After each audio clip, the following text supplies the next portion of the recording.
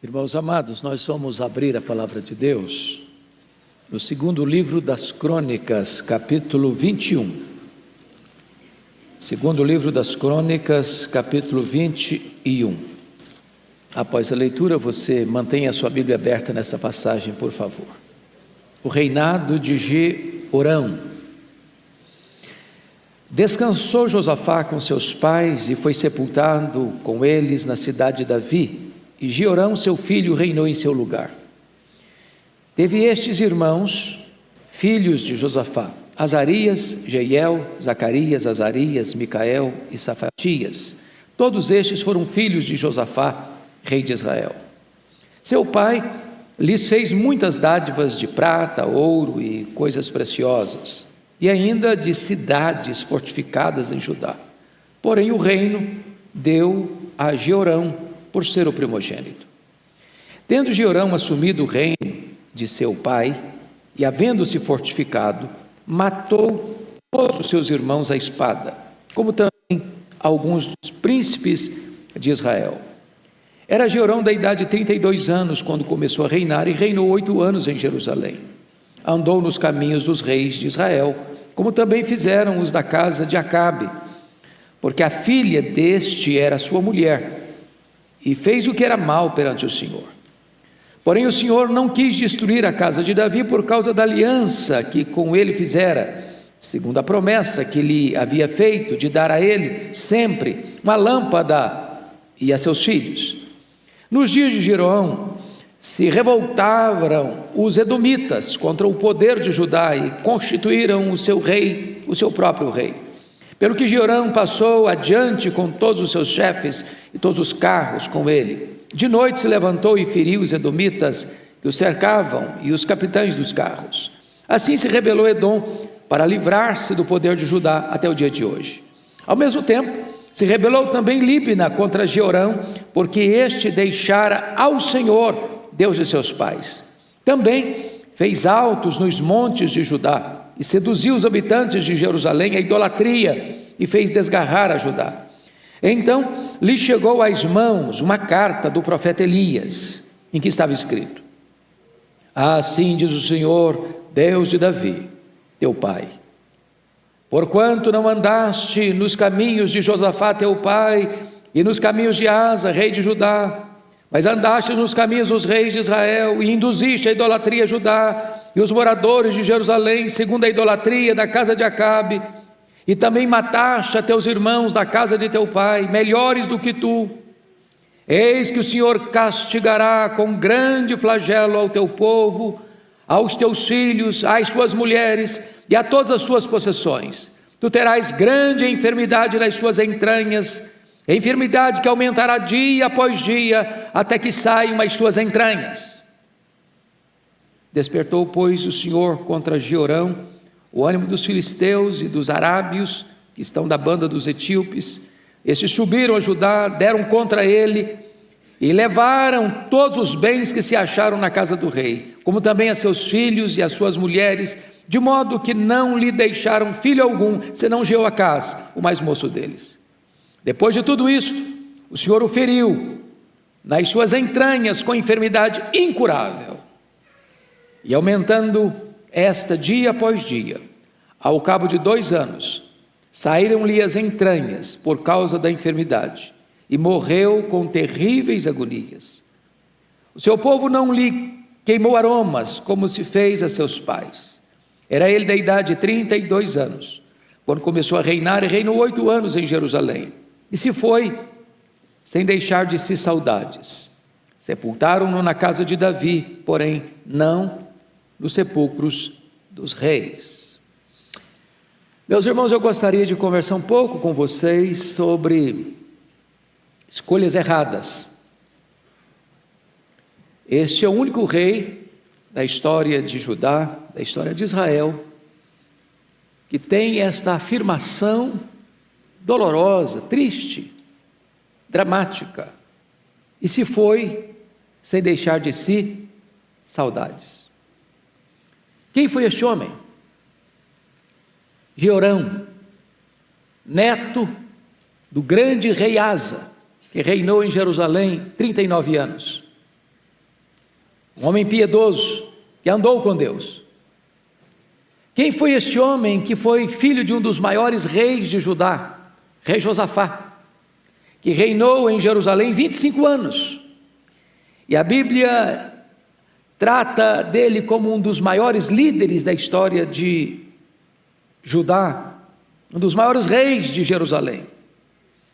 Jeorão, embora fosse neto de crente, filho de crente, foi um dos homens mais terríveis da história, não só da humanidade, mas especificamente da história do povo de Deus.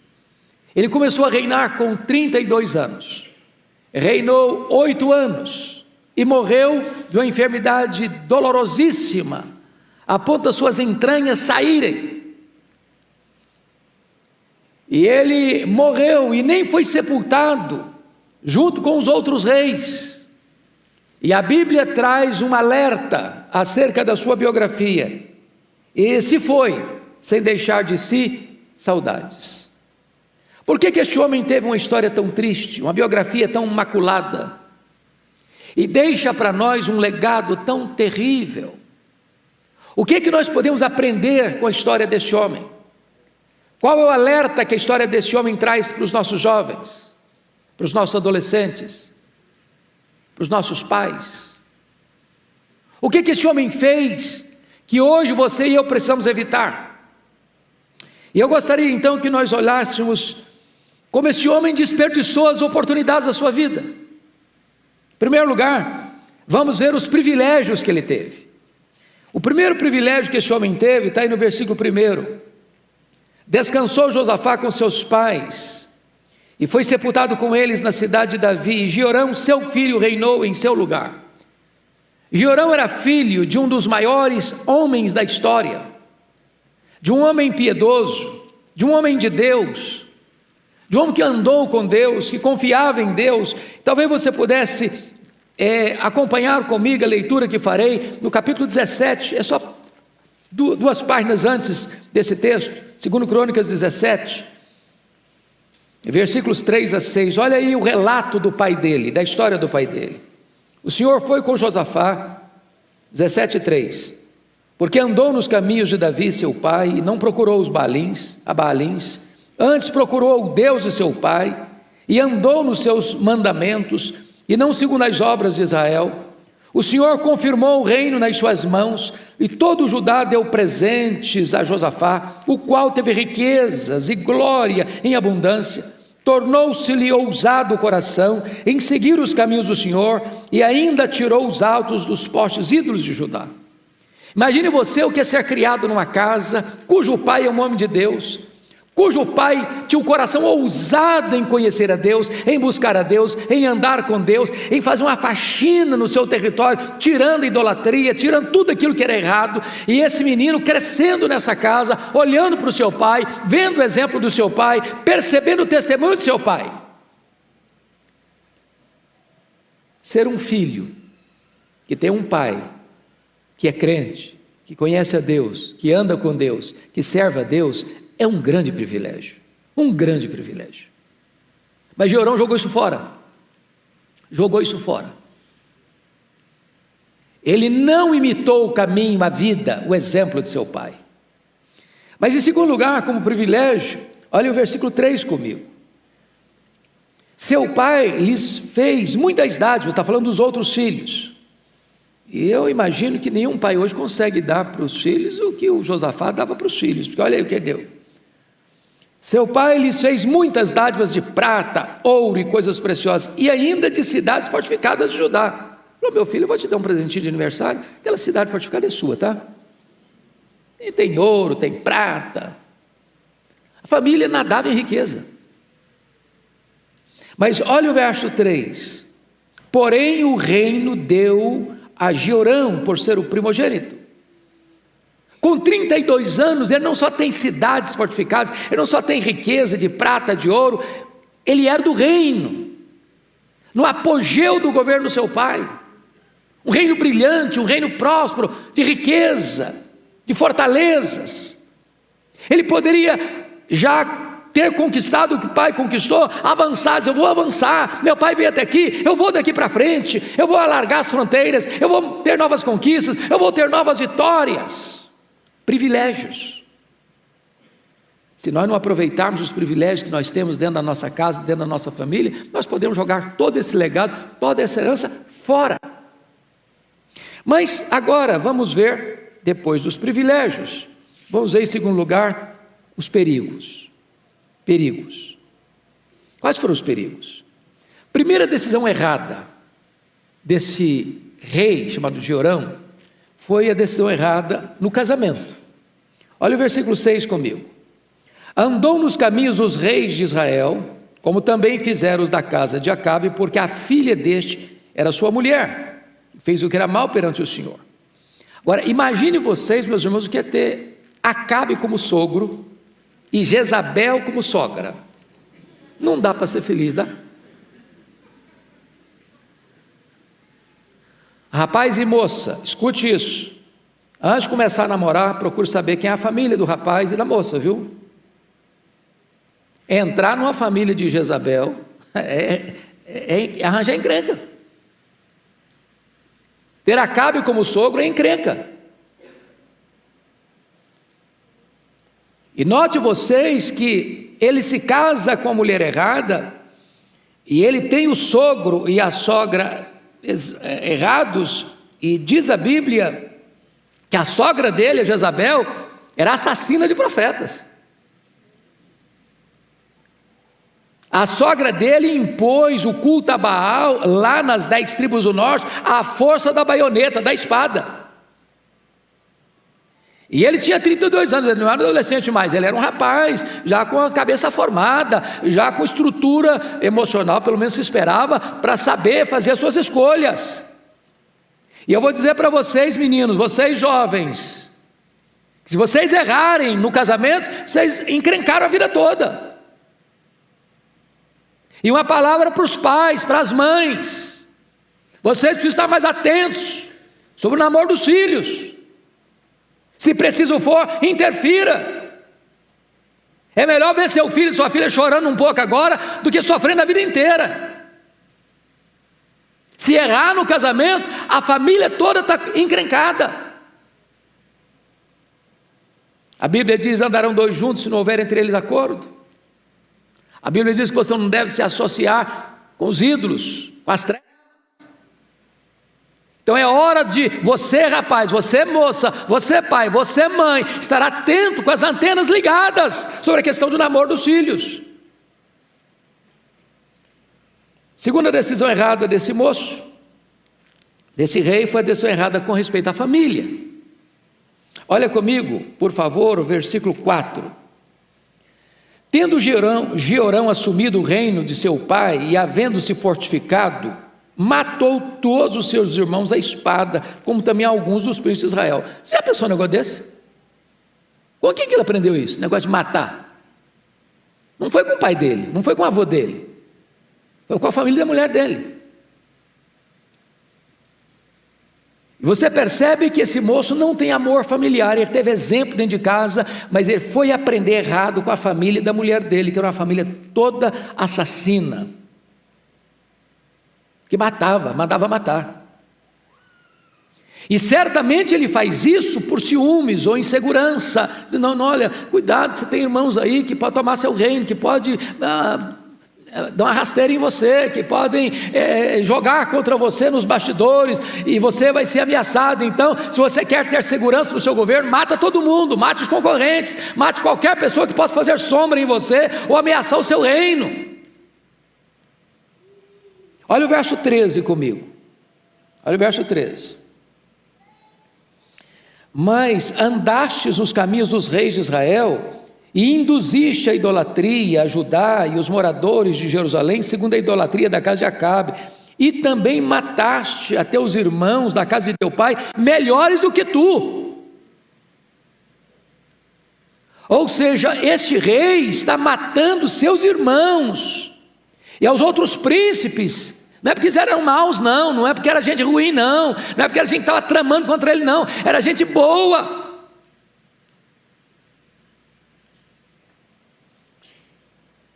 decisões erradas com respeito à família. Família é para se amar, família é para se respeitar, família é para se cuidar. Mas em terceiro lugar, este homem toma uma decisão errada em relação a Deus. Erra no casamento, erra na família e erra também com respeito a Deus. Olha aí comigo os versos 11 a 13. Você pode ler comigo? Vamos juntos? Também fez altos nos montes de Judá e seduziu os habitantes de Jerusalém à idolatria e fez desgarrar a Judá. Então lhe chegou às mãos uma carta do profeta Elias, em que estava escrito: assim diz o Senhor, Deus de Davi, teu pai, porquanto não andaste nos caminhos de Josafá teu pai, e nos caminhos de Asa, rei de Judá, mas andaste nos caminhos dos reis de Israel, e induziste a idolatria e os moradores de Jerusalém, segundo a idolatria da casa de Acabe, e também mataste a teus irmãos da casa de teu pai, melhores do que tu, e vai seguindo a história aí, até o versículo de número 17, mostrando que agora Deus iria puni-lo, punir a ele com enfermidade, punir ao seu povo com grandes sofrimentos, punir a sua própria família, seriam levados escravos, cativos. Por quê? Por uma única razão: ele abandonou Deus de seu pai, de seu avô. Ele importou para Judá, para Jerusalém, o culto pagão das tribos do norte, imposta pela sua sogra, culto a Baal. E diz o texto aqui, preste bem atenção, versículo 11: seduziu os habitantes de Jerusalém. Irmãos, nós temos que parar muito para pensar sobre liderança. Liderança. Um líder nunca é neutro. Um líder ou é uma bênção ou é uma maldição. Ou ele vai levar o povo a uma situação melhor, ou ele vai trazer uma derrocada para o povo. Antes de escolhermos uma liderança, seja ela política, seja ela espiritual, nós precisamos parar e perguntar: que tipo de líder? Para onde vai nos levar? Quais são suas crenças? Quais são seus valores? Quais são seus princípios? No que ele crê, no que ele acredita, qual a sua bandeira, o que ele defende, qual a sua plataforma. E diz o texto que esse rei, por ter se casado com a filha de Acabe, a filha de Jezabel, importa para Judá as mesmas práticas do reino do norte, e seduz e induz o povo à idolatria, à rebelião contra Deus.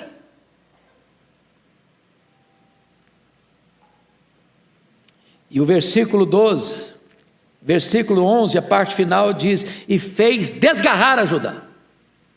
Levou a nação inteira para o abismo, levou a nação inteira para a idolatria, levou a nação inteira a abandonar o verdadeiro Deus. E a Bíblia diz que feliz é a nação cujo Deus é o Senhor. Meus amados irmãos, quando um líder tenta levar uma nação para longe de Deus, esta nação está cavando o seu próprio abismo, a sua própria sepultura. Sua própria sepultura. Mas então agora vamos, em terceiro lugar, ver os prejuízos. Então, são 3 P's para vocês guardarem: privilégios, segundo, perigos, terceiro, prejuízos. Pode repetir essas 3 palavras comigo? Privilégios, perigos, prejuízos. Quais são os prejuízos? Primeiro prejuízo: Deus castiga o povo, a família e o rei. Vejam vocês que a partir do verso 12, Deus começa a mostrar para ele os problemas que ele vai enfrentar. Então, versículo 14 começa dizendo o seguinte: eis que o Senhor castigará com grande flagelo ao teu povo, aos teus filhos, às tuas mulheres e a todas as tuas possessões. Então, note você que não sobra nada: a nação, a família e a economia, os teus bens, as tuas possessões. Mas ele também ficou por último para mostrar que a pena tinha que ser mais pesada. Tu terás grande enfermidade nas tuas entranhas, enfermidade que aumentará dia após dia, até que saiam as tuas entranhas. Vê que essa enfermidade não tem a ver com o demônio, não. Não é o demônio que está botando essa enfermidade nele, não. É o próprio Deus. É juízo. É juízo. De Deus não se brinca, de Deus não se zomba, Deus não se deixa escarnecer. E aqui você está percebendo que esta carta vem de quem? Do profeta Elias. Quem é o profeta Elias? O mesmo homem que advertiu Acabe, o mesmo homem que advertiu Jezabel, o mesmo homem que trouxe juízo de Deus àquele reinado ímpio, perverso das 10 tribos do norte. É este homem de Deus que está dizendo o seguinte: olha, não brinque com Deus não, não zombe de Deus não escarneça de Deus não, porque o juízo de Deus virá, e virá sobre você, e virá sobre a sua família, e virá sobre a economia, e virá sobre o povo que está debaixo do teu governo. Irmãos, está na hora de nós termos temor de Deus, temor de Deus. Que quem governa as nações não são os homens, é Deus. Quem governa a igreja não somos nós homens, é o próprio Senhor Jesus Cristo, que é o cabeça da igreja. Tenhamos temor, tenhamos reverência, tenhamos cuidado. Segundo lugar, irmãos, ele não só tem castigo, mas ele perde o reino, perde o reino. Olha comigo aí, versos 16 e 17. Despertou, pois, o Senhor contra Jeorão o ânimo dos filisteus e dos arábios, que estão da banda dos etíopes. Estes subiram a Judá, deram contra ele e levaram todos os bens que se acharam na casa do rei, como também os seus filhos, as suas mulheres, de modo que não lhe deixaram filho algum, senão Joacás, o mais moço deles. Preste atenção nisso. Quem está trazendo essas nações contra Judá é o próprio Deus. Como o próprio Deus mais tarde vai trazer a Babilônia contra Jerusalém. Irmãos, o povo de Deus é forte se está na presença de Deus. O povo de Deus é fraco se rebela contra Deus. A igreja é forte quando ela é santa, pura, quando ela, como esta igreja, tem buscado servir a Deus, fazer a obra de Deus. Enquanto a igreja busca a Deus, leva Deus a sério, santifica a sua vida, faz a obra de Deus, ela é forte. Mas se ela abandona Deus, se ela abandona os princípios de Deus, se ela deixa de servir ao Senhor, então ela não tem força, Deus a torna fraca. Foi o que Deus disse para Josué, quando houve pecado lá na cidade, quando estava lutando contra Ai. Deus disse o seguinte: olha, enquanto tiver coisa contaminada aí, eu não serei convosco, e enquanto não tirar o pecado arraial, não podereis resistir aos vossos inimigos. A igreja é forte quando ela anda com Deus. Você é forte quando você leva Deus a sério. Mas ele não perdeu só o reino, ele perde a família também, porque o verso 17 diz que levaram os filhos, as mulheres, perdeu tudo. Mas tem mais, ele perde a saúde. Olha o versículo 14: eis que o Senhor castigará, não é o diabo, não é o mundo, o Senhor castigará com grande flagelo ao teu povo e aos teus filhos e às tuas mulheres e a todas as possessões. E versículo 15: tu terás grande enfermidade nas tuas entranhas. É Deus quem está dizendo isso. Então Deus é o Deus que fere e o Deus que sara. Tem muita gente que acha que a enfermidade só vem do diabo, que a enfermidade só é fruto do pecado particular. Então Deus não tem nada a ver com isso. Não, há enfermidades que o próprio Deus estabelece para juízo. Onde não há arrependimento, há juízo. E o texto nos mostra no verso de número 15, que esta era uma grande enfermidade. E é uma enfermidade que aumentará dia após dia. E diz que o final dessa enfermidade, versículo 15, até que saiam as tuas entranhas. Eu fico imaginando o drama. Eu fico imaginando a sentença. Não adianta procurar médico, não adianta procurar recursos em outros países que têm tecnologia mais avançada, a sentença está lavrada. E olha o que acontece, ele perde a vida. Ele perde a vida também. Olha o versículo 18 e 19. Pode ler comigo? Vamos juntos? Depois de tudo isto, o Senhor o feriu nas suas entranhas, com enfermidade incurável. E aumentando esta dia após dia, ao cabo de 2 anos, saíram-lhe as entranhas por causa da enfermidade, e morreu de que maneira? Com terríveis agonias. Perdeu a vida. Perdeu a vida. Cuidado, cuidado, porque Deus é um Deus cheio de graça e misericórdia, mas Ele não se deixa escarnecer. Onde não tem arrependimento, tem juízo. Mas esse homem finalmente perde mais do que o reino, mais do que a família, mais do que a saúde, mais do que a vida. Ele perde mais do que tudo, ele perde o prestígio. Há muitos homens que sofreram na vida, mas que morreram e deixaram um legado. E seu nome é notório na história. Você pega os apóstolos, eles sofreram, eles foram martirizados, crucificados, queimados vivos, mortos à espada, torturados.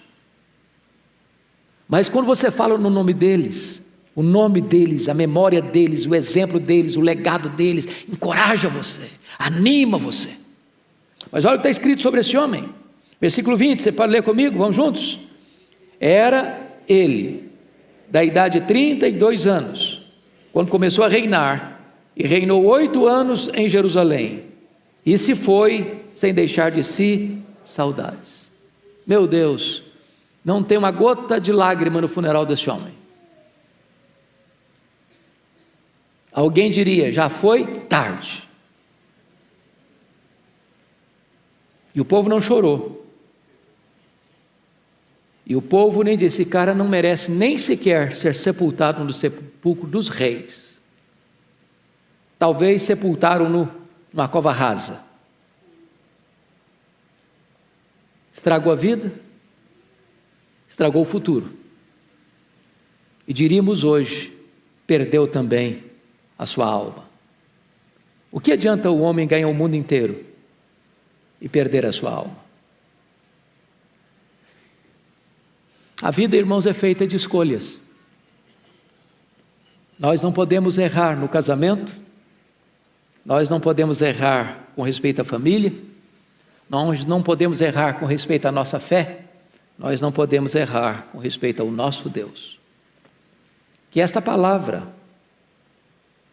seja uma palavra de exortação para você e para mim, e que nós aprendamos com os erros dos outros, porque isso é sabedoria, para não caminharmos nas mesmas trilhas sinuosas, a fim de evitarmos as mesmas dolorosas consequências. Que Deus tenha misericórdia de nós e nos ajude.